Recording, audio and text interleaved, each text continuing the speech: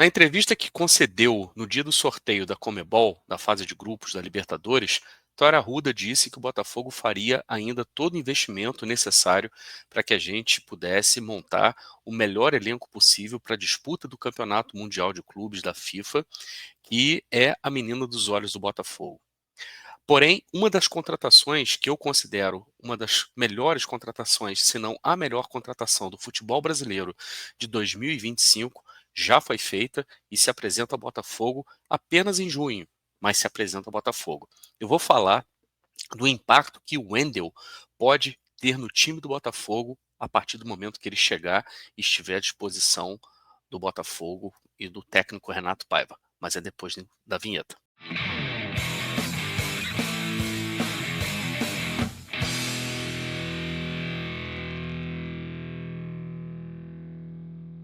Olá, Helenos e Helenas, eu sou Társilo Delfim, o Caboclo, estou trazendo mais um conteúdo aqui para vocês no canal do Caboclo.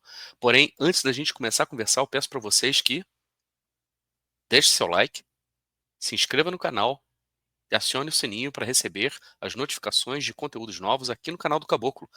Seja membro Helenos e Helenas do canal do Caboclo por apenas R$ 4,99. Isso mesmo que você escutou. Por apenas R$ 4,99 você se torna membro Helenos e Helenas do canal do Caboclo e recebe conteúdos exclusivos como esse aqui, que o pessoal que já é membro já assistiu e você que ainda não é membro só está vendo depois que todo mundo já viu. Então, não perca tempo, torne-se membro agora do canal e aproveite as vantagens de ser membro Helenos e Helenas do canal do Caboclo. Se você também quiser apoiar o canal, você pode enviar um pix para canaldocaboclo@gmail.com e lá você pode colocar o valor que você quiser. E também você pode deixar sua mensagem, sua pergunta, sua dúvida, sua crítica, sugestão, o que você quiser, e eu vou fazer questão de ler aqui quando estiver gravando mais um vídeo, ou então quando estiver ao vivo, beleza? Então, não deixe de apoiar o canal se você acredita e gosta do meu trabalho. Você também precisa compartilhar esse conteúdo nos seus grupos de WhatsApp e com seus amigos para que a gente consiga fazer com que o conteúdo do canal do Caboclo chegue cada vez mais para um número maior de pessoas, beleza?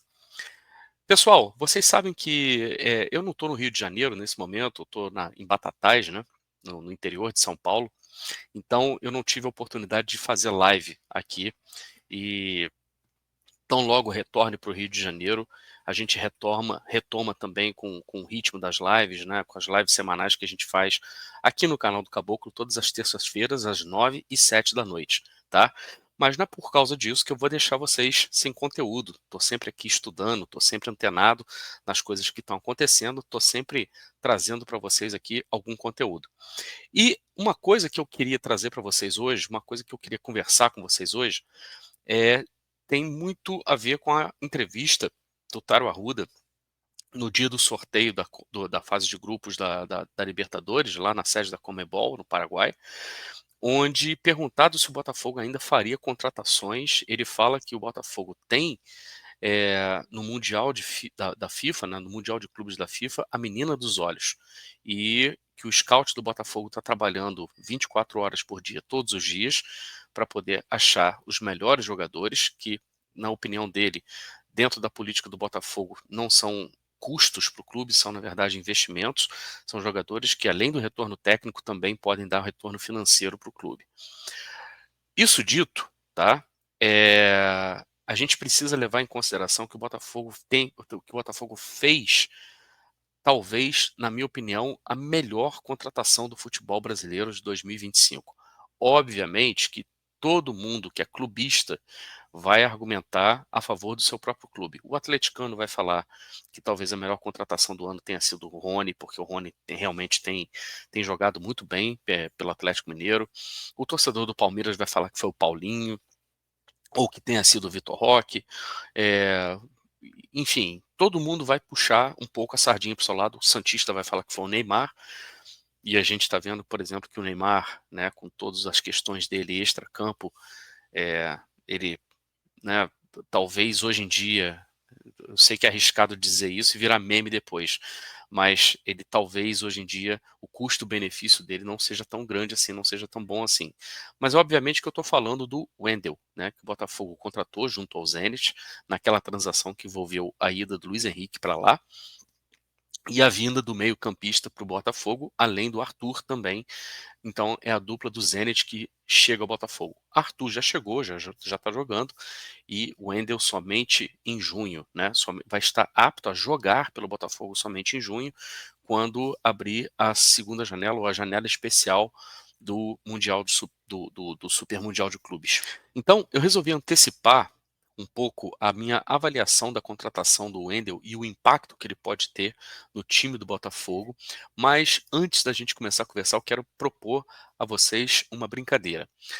Antes de falar sobre o Wendel, eu quero perguntar para vocês o seguinte: vocês geralmente gostam de ver análises com mapa de calor? O que vocês pensam a respeito do mapa de calor? Coloca aí nos comentários, na minha opinião. De antemão, eu já digo o seguinte: muita gente que é mais tradicionalista fala que mapa de calor é só perfumaria, que hoje em dia os jovens, né, adoram falar de mapa de calor, é isso, mapa de calor é aquilo, o que importa mesmo é o que o cara mostra em campo, que o jogador mostra em campo.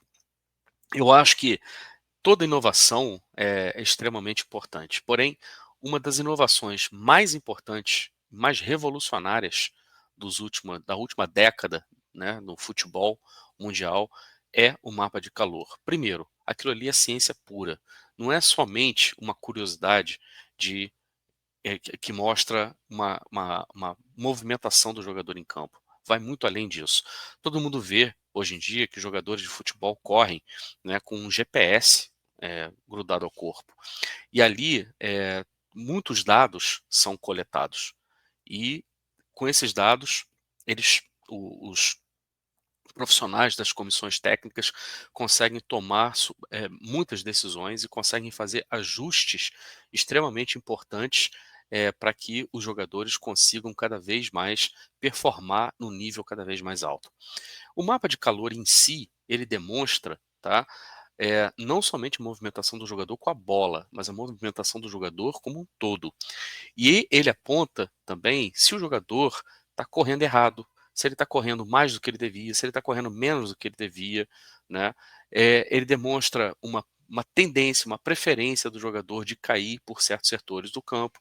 Ele também mostra que jogadores, às vezes, podem alterar sua maneira de jogar. Se você compara, por exemplo, o mapa de calor dentro de um lapso de tempo, você compara o mapa de calor de um jogador em 2022 com o mapa de calor dele em 2025, você consegue perceber modificações na maneira como o jogador atua dentro de campo. Então tem muita informação válida e muita ciência aplicada, e vocês sabem, aqui no canal do Caboclo, eu sempre gosto de frisar que a ciência ela veio para ajudar, né, no esporte de alto rendimento, e ignorar a ciência ou tentar fazer as coisas basicamente na base, né, da intuição e na base do achismo, não tem mais lugar hoje em dia no futebol moderno, pelo menos nas equipes de ponta. Vamos fazer um quiz, vamos fazer uma brincadeira, tá? Eu vou mostrar para vocês mapas de calores de alguns jogadores do Botafogo, incluindo do Wendel, tá? Só que vocês não sabem de quem é cada um dos mapas. Eu vou mostrar primeiro quais são os jogadores envolvidos e depois vou mostrar os mapas separados. Quando eu estiver mostrando os mapas, eu peço a vocês o seguinte: dá um pause no vídeo e aí você escreve nos comentários o nome do jogador que você acha que corresponde àquele mapa de calor. Beleza? Então vamos começar aqui. Vou colocar os jogadores, tá? Eu vou mostrar para vocês os mapas de calor do Arthur, do Wendel, do Savarino, do Marlon Freitas, do Gregory e do Santiago Rodrigues, tá? São esses 6 jogadores, tá? 6 jogadores. Então, o primeiro mapa de calor que eu quero mostrar para vocês é esse aqui. De quem é esse mapa de calor? Daqueles 6 jogadores. Daqueles 6 jogadores. Nesse momento você dá um pause aí no vídeo e escreve o nome do jogador no comentário. Vamos para o próximo mapa, tá? Esse aqui. De quem é esse mapa de calor aqui? De novo, pausa o vídeo e escreve o nome do jogador. E agora, esse aqui. De quem é esse mapa aqui?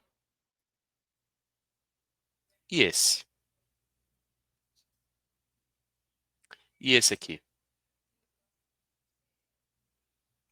Escreveram? E esse aqui? Beleza? Bom, são esses os mapas de calor que eu queria mostrar para vocês e vocês devem estar brincando. Eu mostro a resposta para vocês no final desse vídeo. Além do mapa de calor, existem outras métricas que ajudam a gente a entender como uma equipe vem performando, né, dentro de campo. Essa métrica aqui é uma outra novidade também. Isso aqui é o mapa de passes, tá? O mapa de passes ele visa mostrar mais ou menos através desse gráfico como a equipe troca passes, né? Quais jogadores que estão mais envolvidos na troca de passes, com quem que esses jogadores mais se associam. Esse mapa de passes aqui do Botafogo que vocês estão vendo foi tirado do jogo contra o Palmeiras, na vitória do Botafogo lá no Allianz Parque no final de 2024, aquele que foi considerado a grande final do Campeonato Brasileiro, onde o Botafogo vence por 3-1. Quero chamar a atenção de vocês no mapa aqui que existe uma concentração muito grande de passes no meio de campo do Botafogo, principalmente com o Marlon Freitas associando com o Almada, associando com o Savarino, com o Luiz Henrique e também com o próprio Igor Jesus. Vocês podem ver como o jogo é centralizado, como o jogo do Botafogo sob o comando do Arthur Jorge era centralizado no Marlon Freitas, né, como ele era o principal articulador desse time. É curioso notar também que no mapa de passes aqui a gente não vê uma intensidade muito grande pelos lados, pelas pontas. Embora o Botafogo tivesse um dos seus melhores jogadores, ou talvez até o melhor jogador do time, que tenha sido o Luiz Henrique, se destacando demais como ponta. Isso aqui demonstra, mais uma vez, que o Luiz Henrique, no comando do Arthur Jorge, era um jogador que ocupava muito mais o corredor central do que a ponta, por assim dizer. Quando ele utilizava a ponta, ele era aquele jogador de arrasto, um ponta de arrasto, que sempre partia para cima dos adversários. De curiosidade, eu quero mostrar para vocês também o mapa de passes do Palmeiras naquele jogo. Olha a diferença. Percebam que do lado direito você tem muito mais um jogo carregado em cima do Estevão. E é o que muita gente critica, inclusive o time do Abel Ferreira, de viver uma dependência do Estevão, né? Um jovem jogador de 17 anos, craque de bola, cracaço mesmo, mas a gente percebe que o Palmeiras, na verdade, joga praticamente em função do Estevão, né? Olha ali do lado direito como ele é acionado e como ele também aciona os outros jogadores, né? Comparando novamente os dois mapas, eu coloquei lado a lado, a gente percebe claramente uma diferença de como o jogo coletivo do Botafogo centralizado num homem base, num pivô, né? O que mostra que o Arthur Jorge usava fundamentos importantes do jogo posicional, já usava, na verdade, comparado com com o sistema de jogo do Abel Ferreira, que também joga com um sistema posicional, porém dependendo muito mais de um jogador, nesse caso o Estevão. Tá? Isso aqui é importante, gente, para a gente ter uma perspectiva de como as equipes, na verdade, jogam, de como as equipes precisam articular, de como as equipes entendem que elas precisam articular suas jogadas até conseguir chegar no gol. Mas o que, que isso tem a ver, né, com a principal discussão aqui que eu estava colocando para vocês com relação ao Wendel, né? Qual o impacto que o Wendel pode ter no time do Botafogo? Você já parou para se perguntar, ou então você já ouviu alguém perguntando, principalmente nas mídias, nas nossas mídias alvinegras, nos chats, muita gente perguntando em que posição o Wendel jogaria no Botafogo quando ele chegar? Quem que vai ser banco do Wendel? Muita gente fala que o Wendel vem para substituir o Marlon Freitas. Se a gente olha o mapa de passes do Botafogo, ali contra o Palmeiras, eu coloco na tela mais uma vez para vocês, né? Vou até colocar especificamente do Botafogo. O Wendel tem, obviamente, todas as qualidades para fazer exatamente isso que o Marlon Freitas faz. Só que o Marlon Freitas faz isso com muita competência. E aí, se a gente for pensar também, mas ele pode substituir o Gregory, você pode ter uma dupla Marlon Freitas e Gregory. Pode, você também pode ter isso. Mas será que não seria possível jogar Marlon Freitas, Gregory e Wendell juntos, e se fosse esse o caso, né, quem sairia do time para dar lugar para o Wendell? Será que é possível mesmo? Vou tentar mostrar para vocês aqui se isso é possível ou se não é possível. Antes de mais nada, vamos responder o quiz, né? Vamos responder as dúvidas de vocês lá com relação aos mapas, né? As associações que vocês fizeram de jogadores com os seus respectivos mapas. Então, aí vamos. Savarino era o primeiro mapa, tá? Quem botou aí Savarino, parabéns. Percebam como a movimentação do Savarino ela é muito, mas muito ampla. A gente não pode dizer que o Savarino, isso aqui, o Savarino sob o comando do Arthur Jorge. Com o Renato Paiva, a gente ainda não tem informações, porque a gente ainda não tem dados de treinos do Botafogo, nem do jogo treino que o Botafogo fez contra o Cruzeiro. Então, somente a partir do momento que a gente começar a ver o Botafogo jogando com o Renato Paiva que a gente vai ter uma noção mais exata de como esses jogadores aqui vão se posicionar no campo, vão correr pelo campo. Mas a gente vê aqui com o Arthur Jorge o quanto que o Savarino ocupava praticamente toda a intermediária adversária, como levemente, um pouco mais levemente pela direita, porém com uma presença muito marcante também pelo lado esquerdo, tá? Aqui você vê o Santiago Rodrigues, isso aqui é o mapa dele jogando na MLS, e jogando muito mais pelo lado esquerdo. O mapa de calor dele, embora não tenha aqui o mapa do Almada, mas se parece bastante com o mapa do Almada, tá? Bastante mesmo. E aí, se a gente for olhar aqui o mapa do Savarino com o mapa do Santi, a gente vê como os dois são complementares, né? O Savarino talvez caindo um pouco mais pela direita e o Santi jogando muito mais pela esquerda, né? Santi vindo pela esquerda caindo para o meio e Savarino vindo da direita e caindo para o meio também, e não significando necessariamente que eles precisem ficar sempre isolados nessas posições, eles podem até inverter de lado, que é uma coisa que é até desejável que façam, né? Depois a gente tem o mapa do Marlon, né? O terceiro mapa era o mapa do Marlon. Olha como é que o Marlon é o senhor do jogo do Botafogo.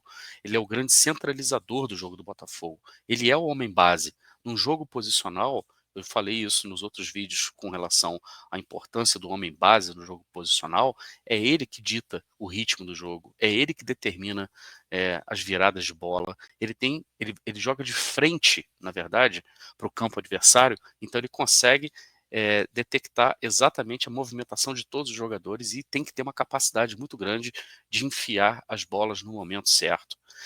Depois, esse aqui é do Gregory. E muita gente vai falar, pô, o Gregory é o pitbull, cão de guarda, terceiro zagueiro. Para terceiro zagueiro, essa movimentação do Gregory aqui, ela até que está muito ampla. Embora o Gregory realmente tinha funções mais defensivas do que o próprio Marlon Freitas, a gente vê que o Gregory ele ocupa uma faixa de campo também absurda.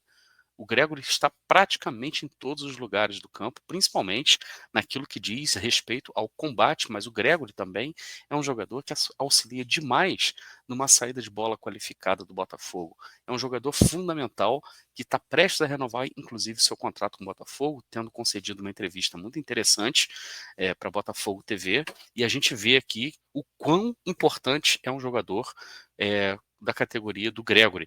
E tem um detalhe com relação a Gregory e Marlon Freitas, olha como são também muito complementares.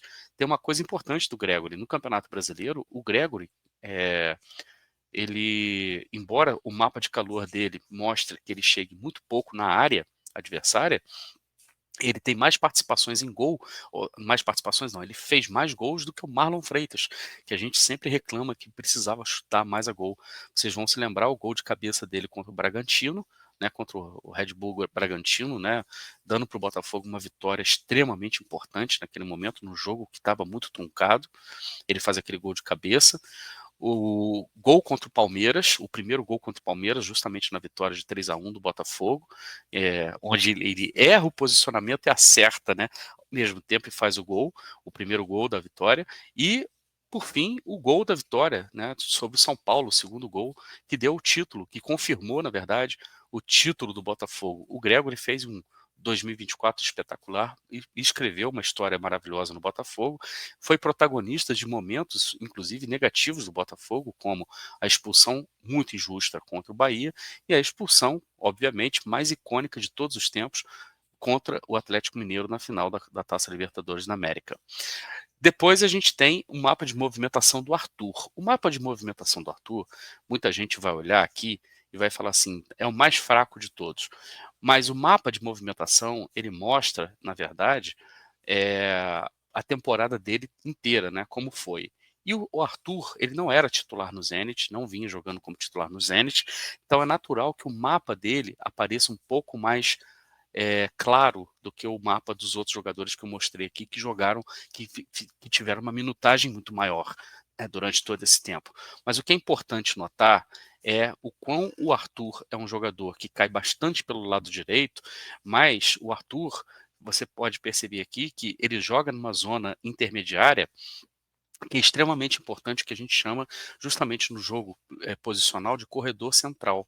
Corredor central são aqueles dois corredores ali que ele não está totalmente aberto aqui na extrema, ele está ocupando o corredor central, justamente um corredor que é gerado porque vocês, no jogo posicional você tem os laterais muito abertos e você também tem a movimentação de centroavante e meias buscando se movimentar para poder criar espaço justamente nesse corredor, que esse espaço é criado, e o Arthur é muito forte nesse jogo, principalmente finalizando de fora da área, levando para o meio para bater de perna esquerda.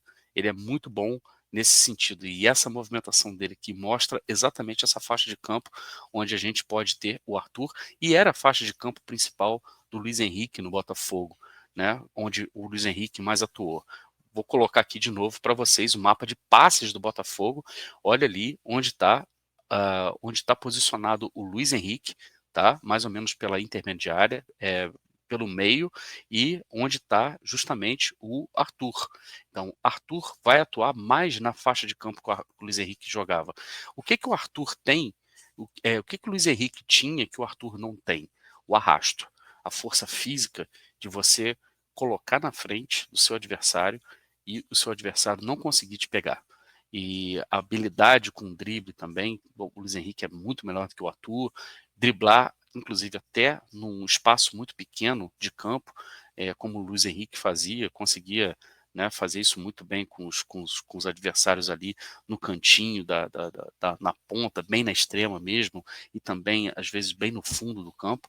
O Arthur não é esse jogador, não é isso que se espera, que a gente precisa esperar do Arthur. O Arthur é um jogador que ele vai ocupar muito mais essa zona central, essa zona do corredor central, e quando ele tiver situações favoráveis, como situações de mano a mano, um contra um, aí provavelmente a gente vai ver uma habilidade, a individualidade do Arthur falando mais alto, a capacidade que ele também tem de driblar, mas não é o atributo principal dele. O Arthur é um jogador muito mais associativo, um jogador que joga muito mais para criar as associações, para criar os triângulos, para criar os losangos, para trocar a bola, para criar espaço, do que o próprio Luiz Henrique era. Muita gente reclamava, vocês vão se lembrar, quando o Luiz Henrique jogava nessa faixa de campo, muita gente falava assim, Luiz Henrique pelo meio não rende, ele tem que ser ponta. Errado, obviamente que é errado, porque o Luiz Henrique rendia em qualquer lugar. Mas o Arthur é o jogador para jogar nessa faixa de campo, tá? E aí eu quero mostrar para vocês o mapa de calor, o último mapa de calor, né, que vocês precisavam adivinhar. Esse é o mapa de calor do Wendel. E aí eu pergunto a vocês, esse mapa de calor aqui está mostrando um jogador atuando como volante ou um jogador atuando como meia central? Pergunto a vocês, isso aqui é mapa de calor de volante ou um meia central? Ou um todo meio campista? Na minha opinião, o Wendel, pelo mapa de calor dele aqui, ele mostra que ele atua em todas as posições do meio de campo, mas principalmente aquelas que são mais criativas, aquela que ele tem a possibilidade de contribuir mais com a criação de jogadas que resultem em gols. Em outras palavras, como um meia mais avançado. Lembra da pergunta? Marlon Freitas, Gregory e Wendel podem jogar juntos? Botafogo ficaria muito defensivo? Seria uma formação com 3 volantes? Já respondo para vocês que não. Só o mapa de calor já indica que não, tá? Vou repetir. Olha o mapa de calor do Marlon Freitas, muito centralizado, mapa de calor do Gregory e o mapa de calor do Wendel, tá? É possível os 3 jogarem juntos? Extremamente possível, não somente possível, como desejável. E aí a gente vai para os números absurdos do Wendel, né, atuando pelo Zenit. Ele, passes para frente, ele dá quase 15 passes para frente, tá? São passes progressivos. E o índice de acerto dele é de 87,2% de acerto. De 15 passes, o cara acerta 87,2%. Isso é uma coisa absurda. De passes para frente. E geralmente passes para frente são passes mais arriscados, porque a defesa, por exemplo, está numa posição melhor para interceptar. Passes para trás, então, o acerto é de quase 100%. Ele geralmente dá 11,6 passes para trás por jogo. Ele dá mais passes para frente por jogo do que passes para trás. E quando passa para trás, 95,5%. Mais números absurdos do Wendel. 7,3 por jogo são os passes para o terço final. Quando a gente fala terço final, a gente está falando daquela área do campo, tá? Muito perto da área, da grande área. Isso é o terço final do campo, tá? 7,3 passes por jogo, com um índice de acerto, veja bem, gente, de 92,1%. O cara tem um acerto de mais de 90% dos passes que ele faz para o terço final. E o que é importante aqui a gente salientar, passes para frente são praticamente 15 por jogo. Desses 15 passes, 7 passes, pelo menos, são para o terço final. Olha como ele é agudo. Olha como é um cara que ele está sempre buscando uma jogada de definição. Por isso que o número de assistências dele é tão alto. E o número de passes para finalizações também é muito alto. E passes para a área, especificamente para a área, 2,03 por jogo, com aproveitamento de 80%. O nível de dificuldade de passe para frente é 1, o nível de dificuldade de passe para o terço final é outro, e o nível de dificuldade de passe para a área é outro. Obviamente que o percentual vai cair, mas esses números são absurdos, gente. Absurdos. Tá? É coisa, por exemplo, de meio campo extra classe. Os meio-campistas da seleção brasileira não têm esses números, para vocês terem uma ideia. Tá? E aí a gente vai olhar, lembra que outro dia eu fiz um programa falando sobre o super trunfo, né? Como seria a cartinha do super trunfo do Wendel quando ele estiver jogando no Botafogo. Lembrando, esse percentual que vocês estão vendo aqui é um comparativo com outros jogadores atuando na mesma posição que ele. Quão mais ele faz do que os jogadores atuando na mesma posição que ele. Em termos de finalização, tá? De passes que ele dá para finalização e também de finalizações dele, ele finaliza mais do que 70% dos jogadores da mesma posição que ele. Ele faz mais gols do que 55% dos jogadores da posição dele, mais da metade dos jogadores da posição dele.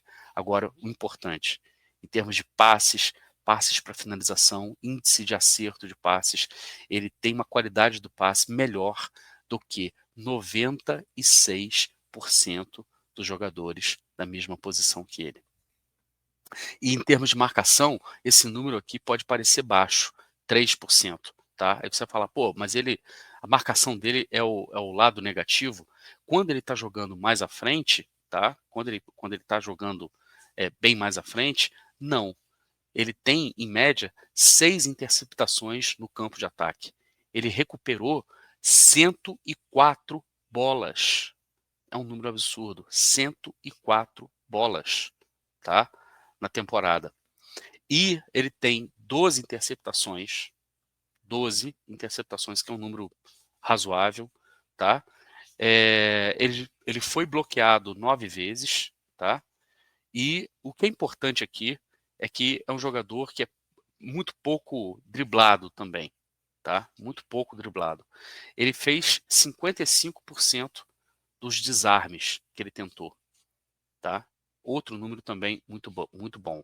Então, por que que ele é melhor do que apenas 3% dos outros jogadores que jogam na posição que ele? Porque os jogadores que jogam na mesma posição que ele são justamente especialistas em desarme, em marcação. Jogadores que teoricamente são comparados com ele aqui são jogadores como Marlon Freitas e Gregory. Só que a capacidade criativa do Wendel é muito acima, mas muito acima do Marlon Freitas e do Gregory. O que explica o porquê o Wendel, Gregory e Marlon Freitas podem, não só podem, como devem jogar juntos. E aí você fica imaginando, mas no lugar de quem? Em lugar de qualquer jogador do ataque. E aí isso é um ponto muito favorável para o Renato Paiva, porque nem sempre o Renato Paiva vai poder contar com todos os seus jogadores o tempo todo, principalmente com um calendário tão maluco como esse que a gente tem. Em alguns momentos, se você precisar que o Wendel jogue na posição do Santi, ele joga. Se você precisar do Wendel jogando na posição do Savarino, ele joga. Se você precisar do Wendel jogando na posição do Arthur, ele joga. O que o Botafogo ainda não tem? Um jogador com as características do Luiz Henrique de arrasto. Aquele jogador que o Júnior Santos também tinha, porém com menos técnica, mas um jogador como o Luiz Henrique, como quando você tem uma possibilidade de arranque e de muita velocidade, né, você ter justamente aquele arrasto, aquela coisa do cara carregar a bola, né, por uma faixa muito grande de campo. Mas com a qualidade desses jogadores, será que o Botafogo vai ter um jogo mais transicionado? Ou o Botafogo vai ter um jogo onde você empurra muito mais o adversário para dentro da sua própria área? Se for esse o caso, principalmente num jogo posicional, você não precisa de arrasto. Você precisa de habilidade, você precisa de inteligência para se deslocar, para criar espaço. E aí, quando a gente olha para o elenco do Botafogo, a gente vê que o elenco do Botafogo está sendo montado de uma maneira a criar um futebol extremamente vistoso, bonito e muito letal. Porque a gente está reunindo jogadores que são extremamente inteligentes. Se a gente for pensar em Gregory, Marlon Freitas, Wendel, Savarino e Santi, se a gente pensar Santi e Savarino, né, ocupando os corredores centrais, Alex Telles pelo corredor de fora, Vitinho pelo outro corredor de fora, né, e o Igor Jesus fazendo justamente a movimentação necessária que precisa ser feita para a geração de espaço, pensem como esse time vai ser difícil de aturar. Pensem como esse time pode e teria, na verdade, condições de jogar bonito. A partir de junho, a gente vai começar a ver, né, se isso vai se confirmar ou não. E se o Botafogo realmente fizer aquilo que o Tairo Arruda falou na entrevista lá na Comebol, né, no dia do sorteio, que a gente não vai medir esforços para contratar os jogadores necessários, e o Wendel já está contratado, então não entra naquela lista. Imagina se o Botafogo consegue trazer um jogador com características mais parecidas, talvez, com a do Luiz Henrique. Não digo nem com a característica do Luiz Henrique, mas muita gente fala, Bitelo. Imagina se o Botafogo consegue trazer o Bitelo. Imagina a loucura que vai ser. Como é que você vai conseguir colocar todos esses jogadores em campo, né? Na verdade, o que a gente vai ter é um rodízio, né? Muito maior, uma rotação muito maior. E sem contar que a gente ainda tem o Natan, tem o próprio Jefinho, né? Que vamos tentar acreditar que ele possa render. O Renato Paiva tem apostado bastante no Patrick de Paula. Eu sou muito reticente com relação a isso. E um centroavante, talvez, que se o Juan não se firmar, e a gente que não está torcendo não está torcendo contra, obviamente que não, tomara que, sob o comando do Renato Paiva, a gente consiga ver um jogador se desenvolvendo. Mas o importante é dizer o seguinte, gente, a partir de junho, principalmente na disputa do Campeonato Mundial, do Super Mundial da FIFA, a gente vai ter um elenco muito respeito mesmo. Não sei se né, bom o suficiente para brigar com o PSG e Atlético de Madrid, mas com certeza a gente vai ter um dos melhores elencos do Brasil, sem a menor sombra de dúvida, na minha opinião. A gente precisa fazer, na verdade, 2 meses de um futebol seguro para que a gente chegue em junho, né, ainda vivos no Campeonato Brasileiro, vivos que eu digo, disputando ali em cima as primeiras colocações, pelo menos no G6, e também com excelentes condições de se classificar na Libertadores, né? Haja visto que a gente caiu num grupo que, na minha opinião, é bem equilibrado, e o Botafogo ao lado do Estudiantes são, na minha opinião, também os favoritos para passar. Beleza? Eu quero saber da sua opinião, se você concorda, discorda de tudo isso que eu falei aqui, se você teria uma escalação diferente para quando o Wendel chegar. Coloca aí nos comentários para mim, coloca aí tudo que você pensar. Se você achar que eu estou falando qualquer besteira aqui também, fica à vontade para colocar, obviamente com respeito, né? Mas é muito importante saber da sua opinião. Eu estou muito empolgado para ver a chegada do Wendel, e depois que ele chegar, depois que ele começar a jogar, eu prometo para vocês que eu faço um novo vídeo para comparar a minha expectativa com aquilo que a gente vai constatar a partir do momento que ele começar a jogar. E aí, tá empolgado com o Wendel? Tá empolgado com a chegada do Wendel? Para mim, é jogador de seleção brasileira, não tem a menor dúvida. Se a seleção brasileira fosse uma coisa decente, uma coisa honesta, né? A gente sabe que não, mas independente disso, acho que é jogador sim com potencial de seleção brasileira. Beleza? Então você já sabe, se você gostou desse conteúdo, eu peço para vocês que deixe seu like, se inscreva no canal e acione o sininho para receber as notificações de conteúdos novos do canal do Caboclo. Seja membro helenos e helenas do canal do Caboclo por apenas R$ 4,99. E se você também quiser apoiar o canal, envie um pix para minha chave canaldocaboclo@gmail.com com sua pergunta, sugestão, crítica, o que você quiser, beleza? Você já sabe, aqui no canal do Caboclo, se tem bambu, tem flecha. Um grande abraço. Tchau, tchau.